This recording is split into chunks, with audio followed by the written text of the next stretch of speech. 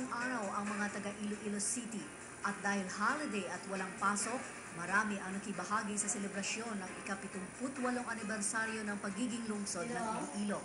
Isang malaking parada ang isinagawa ng mga empleyado ng City Hall sa pangunguna ng mga opisyal ng lokal na pamahalaan. Kasama na rin ang mga kawani ng iba't ibang tanggapan ng pamahalaang nasyonal, kabilang na ang mga kapulisan, non-government organizations, barangay officials, maging ang mga estudyante. Sa kanyang talumpati, binigyan diin ng mayor na napakalaki ng ipinagbago ng lungsod. Bukod sa pagkaroon ng City Hall, dumami ang mga pagninegosyo at pumasok pa ang mga malalaking namumuhunan. Anya, dumoble ang bilang ng mga commercial establishments. Mula 8,000 ay umabot na umano na ito ngayon sa mahigit kumulang 16,000. Res ipsa locator. Ibig sabihin, the thing speaks for itself.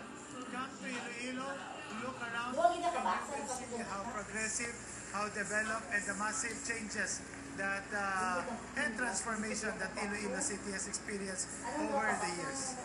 Sa patuloy na pagunlad ng lungsod, nagkakaroon na rin ng mga pagkakataon ang mga Ilonggo na maiangat ang kanilang pamumuhay.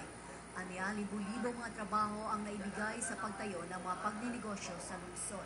Yung dream natin ay mabigyan natin ng oportunidad ang every Ilonggo dito sa lungsod ng Iloilo para makapagtrabaho at saka para makapaghanap buhay, to live comfortably in the city of Iloilo. Kaugnay nito, nanawagan ng opisyal sa lahat ng mga mamamayan ng lungsod na ipagpatuloy ang pagkakaisa at pagbigay ng suporta sa mga ginagawa ng pamahalaan.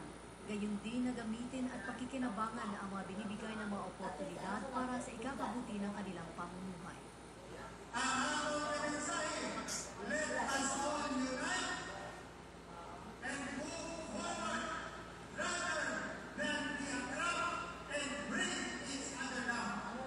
Bingling Osway, List 13, Iloilo.